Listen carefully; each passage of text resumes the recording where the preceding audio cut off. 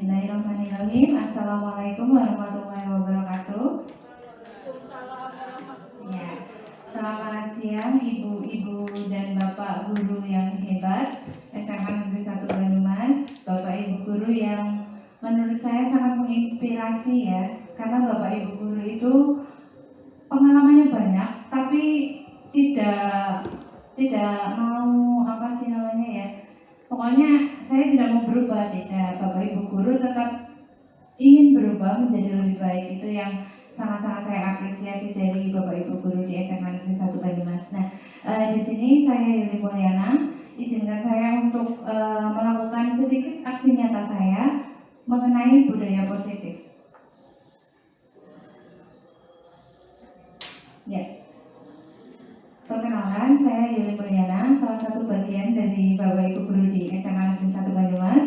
Di sini saya akan mencoba berdiskusi dan menjelaskan sedikit mengenai budaya positif. Saya adalah CGP Angkatan 8 dari Kabupaten Banyumas. Materi yang akan kita bahas hari ini itu ada cukup banyak ya Bapak Ibu.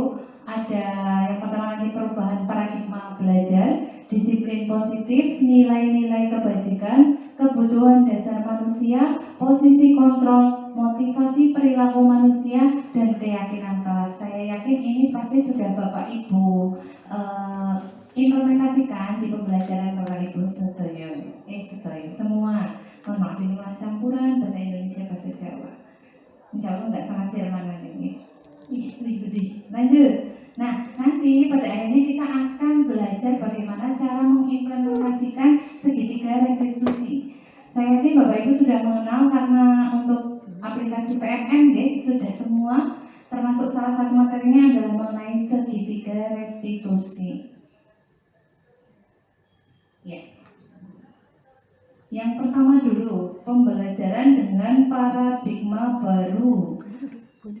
Sebelum ke sana, saya ingin mencoba mengarahkan kita menuju ke pembelajaran yang sekarang tuh sudah berbeda, Bapak Ibu, dengan yang dulu. Pembelajaran saat ini kita sangat sering sekali mendengar yang namanya pembelajaran berdiferensiasi. Sebenarnya apa itu pembelajaran berdiferensiasi? Nah, untuk pembelajaran berdiferensiasi sendiri itu simpelnya adalah kita melaksanakan pembelajaran yang mengakomodir kebutuhan seluruh peserta didik di dalam kelas.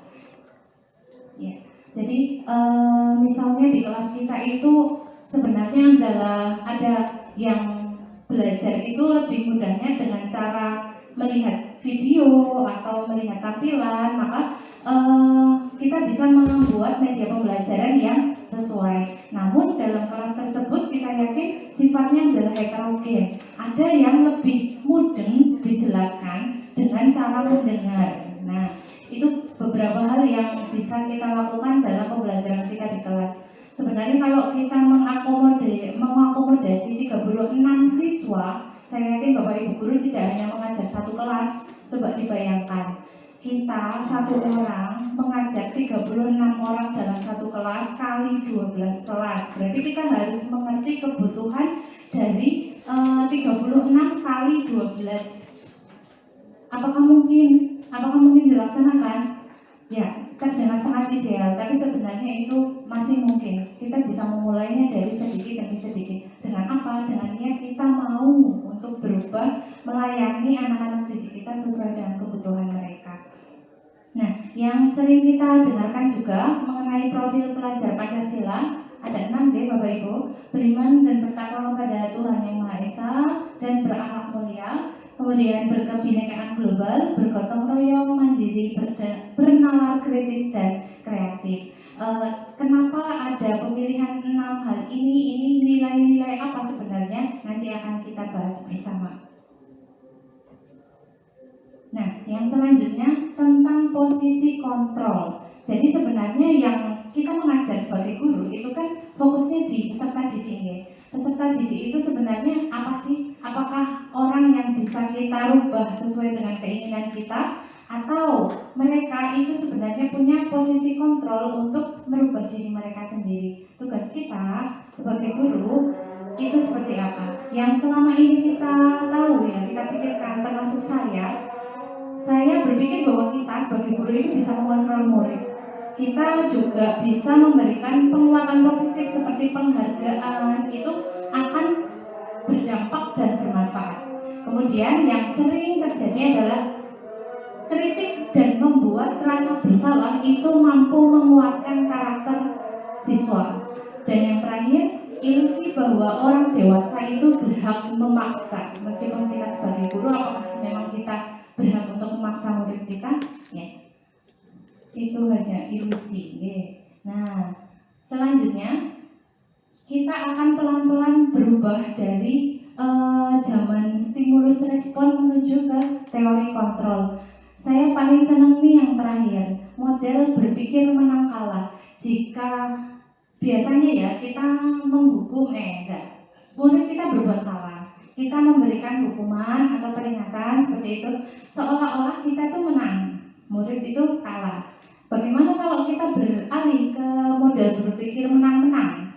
Jadi kita juga menang, murid kita juga menang. Nah, banyak yang harus kita pahami bahwa stimulus respon itu semua orang melihat hal yang sama, padahal setiap orang pasti memiliki gambaran yang berbeda. Kita mencoba mengubah orang agar berpandangan sama seperti kita.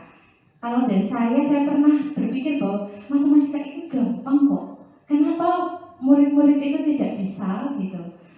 Berarti kan saya itu mencoba memandang murid sebagai saya. Masuk soal kayak ini banyak nggak pada bisa. Padahal kita seharusnya berubah, berpikir bahwa bagaimana sih anak-anak itu sebenarnya memandang materi kita, memandang matematika atau mata pelajaran yang kita ampu. Nah, yang ini penting juga, kita sebenarnya tidak bisa mengontrol orang lain, tapi orang lainlah yang bisa mengontrol diri mereka sendiri. Kita hanya mampu memberikan stimulus-stimulus, kemudian mereka yang menentukan pilihan mau merespon atau tidak. Nah, ini yang cukup penting ya, disiplin positif. Kalau selama ini Bapak Ibu mendengar kata disiplin, kira-kira apa yang Bapak Ibu pikirkan tentang kata disiplin? Mungkin Bu Angga ini? Disiplin itu sesuai aturan. Ya, disiplin berarti sesuai aturan, patuh, ngoten nggih? Iya, padahal disiplin itu sebenarnya berasal dari kata belajar.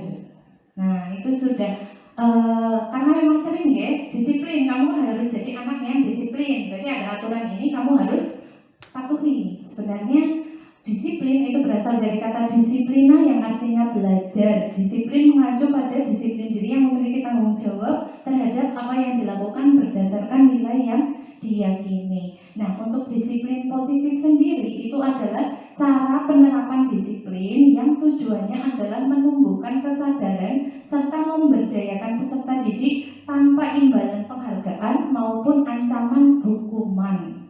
Jadi lebih luas lagi dibandingkan pengertian disiplin yang selama ini kita pahami. Ini sebenarnya materinya juga sudah ada di PMN, saya hanya menjelaskan sedikit saja begitu. Kemudian tujuannya apa? Tujuannya adalah kita bisa mendidik peserta didik untuk memiliki disiplin diri sehingga mereka berperilaku mengacu kepada nilai-nilai kebajikan universal dan motivasi intrinsik untuk berubah ke arah yang lebih baik. Kan enak ya Bapak Ibu kalau dibayangkan semua anak itu baik gitu. Semua anak itu mematuhi semua aturan kita, ngerti saatnya ini tuh belajar, ngerti saatnya itu oh ini udah boleh istirahat, beristirahat. Kan enak kalau membayangkan seperti itu. Jadi memang tujuannya itu mereka punya motivasi internal sendiri. Kita itu lebih enak ketika yang kita ajar itu punya kesadaran diri. Nah, kesadaran diri dari murid itulah yang akan kita bangun. Nah, nilai-nilai kebajikan itu apa? Nilai-nilai kebajikan adalah nilai yang disepakati bersama lepas dari suku, bangsa, agama, budaya maupun latar belakang. Jadi nilai-nilai kebajikan itu hal-hal positif, sangat luas nih Bapak Ibu. Tapi di pendidikan kita itu yang kita pakai adalah nilai-nilai kebajikan universal yang merupakan profil pelajar Pancasila. Jadi orang-orang di atas sana itu sudah merumuskan Ya, ini yang paling ideal untuk peserta didik sekolah. Masih belum memenuhi kebutuhan dasarnya. Kebutuhan dasar manusia ini ada 5. Yang pertama jelas bertahan hidup. Mungkin ada yang pernah nonton film yang horor itu, yang dia itu harus melakukan segala cara untuk bertahan hidup. Sebenarnya kita manusia pun pasti punya kebutuhan untuk bertahan hidup, kan nggak pengen kecelakaan di motor kayak gitu kan, pasti pengen hidup ya. Kemudian, nah ini yang kedua, kebutuhan akan kasih sayang dan rasa diterima. Mungkin siswa tersebut punya masalah di luar sekolah, itu bisa jadi suatu alasan di mana ketika ada kebutuhan yang belum terpenuhi, pasti dia akan melaksanakan hal yang mungkin tidak sesuai dengan aturan begitu. Kebutuhannya ada 5 ya, penguasaan, kebebasan, dan kesenangan. Nah, untuk yang bermain game mungkin dia belum memenuhi kebutuhan akan kesenangan begitu. Nah, motivasi perilaku manusia kita tahu ada 2, intrinsik dan ekstrinsik. Selama ini kita akrab sekali dengan hukuman dan penghargaan. Kalau hukuman mungkin kayak saya ya, mengajar, ada siswa yang belum mengerjakan PR, begitu, saya berikan hukuman untuk mengerjakan tugas yang lebih dari temannya yang lain. Saya belum pernah sih menyuruh anak untuk berdiri di depan seperti itu juga salah satu bentuk hukuman. Ada juga bentuk penghargaan, dua-duanya adalah untuk meningkatkan motivasi eksternal anak. Nah, tapi yang paling penting untuk kita gali sebenarnya adalah motivasi intrinsiknya anak, menjadikan mereka sadar akan apa yang mereka lakukan tanpa kita cawe-cawe lagi. Ada 3 nih Bapak Ibu, mungkin ini juga sudah Bapak Ibu ketahui semua, coba kita bahas lagi bersama. Ada 3, hukuman, penghargaan, dan hukuman, konsekuensi, dan restitusi. Apakah perbedaannya? Hukuman itu sifatnya tidak terencana atau tiba-tiba. Kemudian murid tidak tahu apa yang akan terjadi, tidak dilibatkan karena hukuman itu bersifat satu arah, kita memberikan, mereka melaksanakan begitu. Terus hukuman itu bisa berupa fisik maupun psikis. Kalau konsekuensi ini kelihatannya bagus ya, terencana atau disepakati. Jadi kalau kamu memakai sepatu putih ke sekolah, itu konsekuensinya apa? Mereka tahu, mereka juga dilibatkan dalam pembuatannya. Nah, murid tetap dibuat merasa tidak nyaman dengan konsekuensi. Sikap guru selalu memonitor murid. Kalau konsekuensi jelas ya, mereka melakukan apa, ada konsekuensinya, kita sebagai pemantau. Nah, kalau restitusi ini yang sedang kita tuju adalah proses menciptakan kondisi bagi murid untuk memperbaiki kesalahan. Kemudian prosesnya bersifat kolaboratif, jadi tidak satu arah kita memberikan hukuman atau konsekuensi. Ada 5 posisi kontrol guru yang dijabarkan di sini. Yang pertama untuk penghukum, yang kedua pembuat merasa bersalah, yang ketiga teman, yang keempat pemantau, dan yang kelima adalah manajer. Untuk mengetahui perbedaannya, coba ini saya ada sebuah kasus nih Bapak Ibu. Contoh pertama, kasus siswa memakai sepatu putih ke sekolah. Untuk penghukum, mohon maaf, Ilan.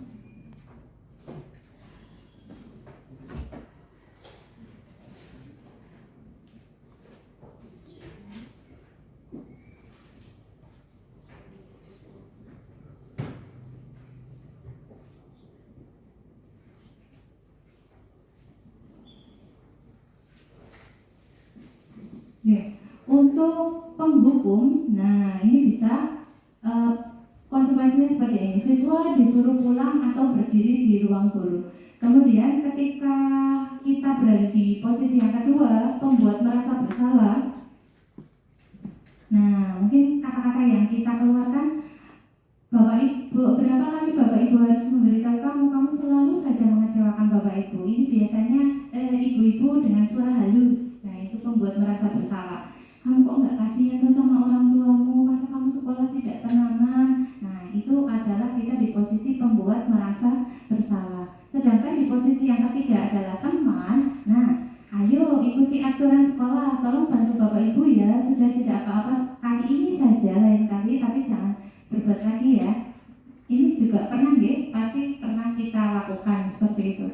kita sebagai teman. Kemudian yang keempat, kita sebagai pemantau. Nah, kapan saatnya kita jadi pemantau? Contohnya ini, kamu sudah melanggar peraturan sekolah, kamu tahu konsekuensinya. Besok pakai sepatunya, kalau basah cepat dijemur, kalau agar kering. Nah, begitu. Itu kita sebagai pemantau untuk memantau kesalahan apa yang mereka buat. Nah, dari keempat posisi itu sebenarnya kita mau menuju ke yang terakhir ini sebagai manajer. Nah, kalau kita berada di posisi manajer, kita akan mulai bertanya-tanya, apa kamu tahu kesalahanmu? Kira-kira bagaimana kamu memperbaikinya? Kita menanyakan kepada mereka. Jadi kita tidak memberikan hukuman, membuat mereka merasa bersalah, namun kita menggali, meminta mereka untuk menganalisis mengapa kamu berbuat seperti itu dan bagaimana cara kamu memperbaikinya seperti itu. Nah, sekarang yang materi selanjutnya mengenai keyakinan kelas. Ini mumpung di awal-awal semester ya Bapak Ibu. Besok waktu Bapak Ibu masuk ke kelas itu kan pasti di awal itu kenalan. Mungkin kalau ke kelas 10 ya, kelas 11 juga kalau belum pernah ketemu, pertemuan pertama untuk kenalan begitu. Di samping itu saya boleh usulkan mungkin Bapak Ibu sudah sering membuat yang namanya peraturan kelas. Coba kita arahkan untuk bagaimana kita membuat yang namanya keyakinan kelas. Perbedaannya apa antara keyakinan kelas dengan peraturan? Kalau keyakinan itu berarti adalah sesuatu yang sifatnya umum. Bukan kita yang menentukan datang tepat waktu, tapi keyakinan kelas itu adalah nilai-nilai universal yang disepakati bersama, bukan hanya kita atau murid, tapi juga semuanya begitu. Nah, ini untuk sifat-sifatnya ya Bapak Ibu bisa di-waus via Mbak. Nah, ini untuk segitiga restitusi. Ini erat kaitannya dengan 5 posisi kontrol yang sudah saya jelaskan tadi. Segitiga restitusi adalah proses dialog yang dijalankan oleh guru agar dapat menghasilkan murid yang mandiri dan bertanggung jawab. Seperti apa penerapannya? Sebenarnya kemarin saya sudah membuat film, nanti akan saya bagikan linknya ya. Bapak Ibu barangkali sedang bosan di rumah, bisa dilihat. Kemudian dari segitiga restitusi itu singkatnya ada 3 tahapan. Tahapan yang pertama adalah kita menstabilkan identitas. Jadi kalau ada anak bersalah itu bukan langsung kita hukum kalau berdasarkan segitiga restitusi, tapi yang pertama kita stabilkan dulu identitasnya. Yang kedua, kita validasi tindakan yang salah. Kita pastikan bahwa siswa tersebut benar-benar mengetahui letak kesalahannya dan mengapa dia melakukannya, seperti itu. Dan yang terakhir adalah menanyakan keyakinan kelas. Nah, ini pentingnya tadi kita membuat keyakinan kelas dengan anak. Itu berarti anak memang sudah menyadari keyakinan kelas yang harus diterapkan. Dan yang terakhir tentu saja bagaimana cara memperbaikinya. Kita tawarkan dulu, kamu punya ide apa untuk memperbaiki kesalahanmu tersebut. Ya, sudah mungkin itu singkatnya untuk segitiga restitusi, contoh prakteknya juga. Sekian mungkin yang bisa saya paparkan. Untuk penutupnya di sini kita fokus ke disiplin positif. Dalam penerapan program disiplin positif, hendaknya kita sebagai guru memiliki standar kepribadian, profesional dan sosial sehingga kita mampu merefleksi dirinya dalam posisi kontrol. Kemudian perjalanan kita guru sebagai sistem AMONG atau manajer yang mau kita tuju tadi itu menuntun murid menjadi insan yang mandiri, merdeka dan bertanggung jawab. Sebenarnya ini untuk kepentingan pendidikan nasional seperti itu. Seperti apa sih murid-murid kita 10 tahun ke depan, 5 tahun ke depan, imajinasi kita tentang murid itu akan seperti apa? Itu kita lakukan saat ini. Begitu. Itu saja mungkin Bapak Ibu guru yang dapat saya sampaikan. Terima kasih. Barangkali ada yang ingin ditanyakan, monggo. Bu Rizky? Oke. Terima kasih atas perhatiannya. Saya Rizky. Wassalamualaikum warahmatullahi wabarakatuh. Orangnya udah pada pulang sih, malu loh.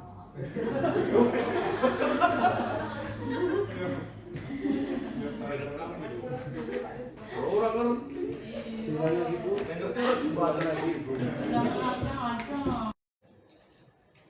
Nah, kemudian apa hubungannya kebutuhan dasar manusia dengan apa yang kita bahas dalam disiplin positif? Coba saya ingin apakah di kelas Bapak Ibu ada anak yang ketika Bapak Ibu menerangkan itu acuh tak acuh, tidak peduli, atau bahkan sibuk main HP sendiri? Apakah ada? Oh, ada Bu Anggita ya? Nah, boleh maju ke depan Bu Anggita, coba mau diceritakan. Sebut saja Mawar ya. Iya, terima kasih waktunya. Jadi ketika saya mengajar di kelas tetap ada anak-anak yang mungkin bermain HP sendiri, entah itu berkomunikasi dengan yang lain ataupun untuk bermain game, ya permainan gitu. Dan saya di situ kalau secara sempit pasti saya kecewa, tapi kalau secara luas saya harus lebih memahami apa sih yang menyebabkan dia itu bermain game. Apakah saya kurang menarik ataukah dia butuh ruang dan waktu untuk mengapresiasi dirinya di situ. Mari kita berikan tepuk tangan untuk Ibu Anggita. Luar biasa ya. Itu pasti yang sering kita hadapi. Bu Anggita malah sudah sampai merefleksi diri. Apakah saya yang kurang menarik? Enggak Bu, sudah sangat menarik menurut saya. Kalau saya jadi murid Ibu juga kayaknya saya ngikutin dengan cermat gitu. Karena Bu Anggita lucu ya. Nah, tapi pertanyaannya memang mengapa? Mengapa ada siswa yang seperti itu? Jawabannya sebenarnya simpel Bapak Ibu. Karena siswa tersebut masih belum memenuhi kebutuhan dasarnya. Kebutuhan dasar manusia ini ada 5. Yang pertama jelas bertahan hidup. Mungkin ada yang pernah nonton film yang horor itu, yang dia itu harus melakukan segala cara untuk bertahan hidup. Sebenarnya kita manusia pun pasti punya kebutuhan untuk bertahan hidup, kan nggak pengen kecelakaan di motor kayak gitu kan, masih pengen hidup ya. Kemudian, nah ini yang kedua, kebutuhan akan kasih sayang dan rasa diterima. Mungkin siswa tersebut punya masalah di luar sekolah. Itu bisa jadi suatu alasan di mana ketika ada kebutuhan yang belum terpenuhi, pasti dia akan mencari, akan melaksanakan hal yang mungkin tidak sesuai dengan aturan begitu. Kebutuhannya ada 5 ya, penguasaan, kebebasan, dan kesenangan. Nah, untuk yang bermain game mungkin dia belum memenuhi kebutuhan akan kesenangan begitu. Nah, motivasi perilaku manusia kita tahu ada 2, intrinsik dan ekstrinsik. Selama ini kita akrab sekali dengan hukuman dan penghargaan. Kalau hukuman mungkin kayak saya ya, mengajar, ada siswa yang belum mengerjakan PR, begitu, saya berikan hukuman untuk mengerjakan tugas yang lebih dari temannya yang lain. Saya belum pernah sih menyuruh anak untuk berdiri di depan seperti itu juga salah satu bentuk hukuman. Ada juga bentuk penghargaan, dua-duanya adalah untuk meningkatkan motivasi eksternal anak.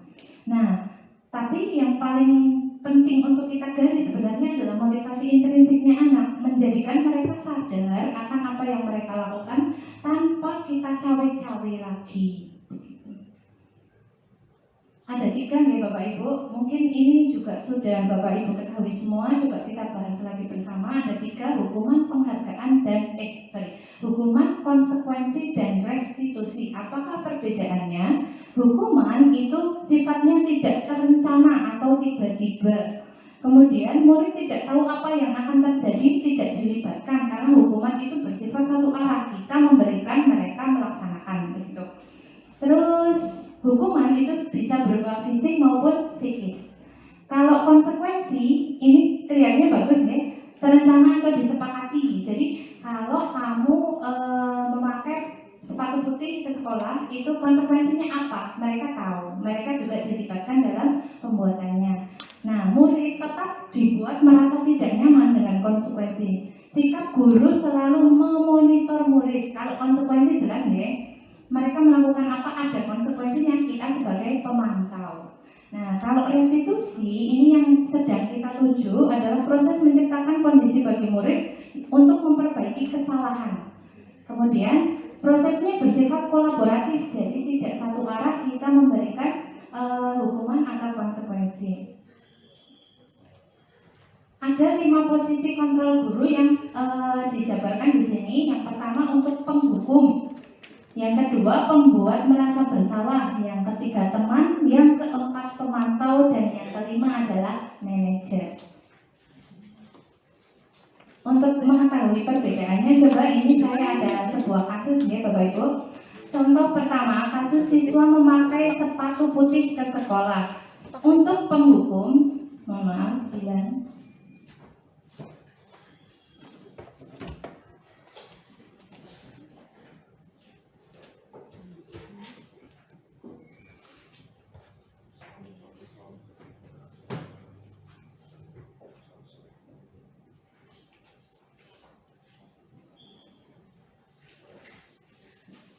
Ya. Untuk penghukum, nah ini bisa konsekuensinya seperti ini. Siswa disuruh pulang atau berdiri di ruang guru. Kemudian ketika kita berada di posisi yang kedua, pembuat merasa bersalah. Nah, mungkin kata-kata yang kita keluarkan, Bapak Ibu, berapa kali Bapak Ibu harus memberitahu kamu selalu saja mengecewakan Bapak Ibu. Ini biasanya ibu-ibu dengan suara halus. Nah, itu membuat merasa bersalah. Kamu kok nggak kasihan tuh sama orang tuamu, masa kamu sekolah tidak tenangan. Nah, itu adalah kita di posisi pembuat merasa bersalah. Sedangkan di posisi yang ketiga adalah teman. Nah, ayo ikuti aturan sekolah, tolong bantu Bapak Ibu ya. Sudah tidak apa-apa kali ini saja, lain kali tapi jangan berbuat lagi ya. Ini juga pernah ya, pasti pernah kita lakukan seperti itu. Kita sebagai teman. Kemudian yang keempat, kita sebagai pemantau. Nah, kapan saat kita jadi pemantau? Contohnya ini, kamu sudah melanggar peraturan sekolah, kamu tahu konsekuensinya. Besok pakai sepatunya, kalau basah cepat dijemur, kalau agar kering. Nah, itu kita sebagai pemantau untuk memantau kesalahan apa yang mereka buat. Nah, dari keempat posisi itu sebenarnya kita mau menuju ke yang terakhir ini sebagai manajer. Nah, kalau kita berada di posisi manajer, kita akan mulai bertanya-tanya, apa kamu tahu kesalahanmu?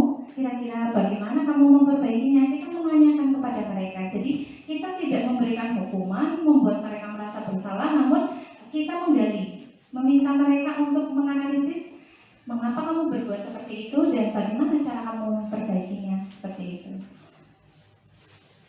Nah, sekarang yang materi selanjutnya mengenai keyakinan kelas. Ini mumpung di awal-awal semester ya Bapak Ibu. Besok waktu Bapak Ibu masuk ke kelas itu kan pasti di awal itu kenalan. Mungkin kalau ke kelas 10 ya, kelas 11 juga kalau belum pernah ketemu, pertemuan pertama untuk kenalan begitu. Di samping itu saya boleh usulkan mungkin Bapak Ibu sudah sering membuat yang namanya peraturan kelas. Coba kita arahkan untuk bagaimana kita membuat yang namanya keyakinan kelas. Perbedaannya apa antara keyakinan kelas dengan peraturan? Kalau keyakinan itu berarti adalah sesuatu yang sifatnya umum. Bukan kita yang menentukan datang tepat waktu, tapi keyakinan kelas itu adalah nilai-nilai universal yang disepakati bersama, bukan hanya kita atau murid, tapi juga semuanya begitu. Nah, ini untuk sifat-sifatnya ya Bapak Ibu bisa diwaus diambak. Nah, ini untuk segitiga restitusi. Ini erat kaitannya dengan 5 posisi kontrol yang sudah saya jelaskan tadi. Segitiga restitusi adalah proses dialog yang dijalankan oleh guru agar dapat menghasilkan murid yang mandiri dan bertanggung jawab. Seperti apa penerapannya? Sebenarnya kemarin saya sudah membuat film, nanti akan saya bagikan linknya ya. Bapak Ibu barangkali sedang bosan di rumah, bisa dilihat gitu. Kemudian dari segitiga restitusi itu singkatnya ada 3 tahapan. Tahapan yang pertama adalah kita menstabilkan identitas. Jadi kalau ada anak bersalah itu bukan langsung kita hukum kalau berdasarkan segitiga restitusi, tapi yang pertama kita stabilkan dulu identitasnya. Yang kedua, kita validasi tindakan yang salah. Kita pastikan bahwa siswa tersebut benar-benar mengetahui letak kesalahannya dan mengapa dia melakukannya, seperti itu. Dan yang terakhir adalah menanyakan keyakinan kelas. Nah, ini pentingnya tadi kita membuat keyakinan kelas dengan anak. Itu berarti anak memang sudah menyadari keyakinan kelas yang harus diterapkan. Dan yang terakhir tentu saja bagaimana cara memperbaikinya, kita tawarkan dulu, kamu punya ide apa untuk memperbaiki kesalahanmu tersebut. Ya, sudah mungkin itu singkatnya untuk segitiga restitusi. Contoh prakteknya juga Sekian mungkin yang bisa saya paparkan. Untuk penutupnya di sini kita fokus ke disiplin positif. Dalam penerapan program disiplin positif, hendaknya kita sebagai guru memiliki standar kepribadian, profesional, dan sosial sehingga kita mampu merefleksi dirinya dalam posisi kontrol. Kemudian, perjalanan kita guru sebagai sistem AMONG atau manajer yang mau kita tuju tadi itu menuntun murid menjadi insan yang mandiri, merdeka, dan bertanggung jawab. Sebenarnya ini untuk kepentingan pendidikan nasional seperti itu. Seperti apa sih murid-murid kita 10 tahun ke depan, 5 tahun ke depan, imajinasi kita tentang murid itu akan seperti apa, itu kita lakukan saat ini. Begitu. Itu saja mungkin Bapak Ibu Guru yang dapat saya sampaikan. Terima kasih. Oh, barangkali ada yang ingin ditanyakan, monggo. Bu Rizky? Oke, terima kasih atas perhatiannya. Saya Rizkian. Wassalamualaikum warahmatullahi wabarakatuh.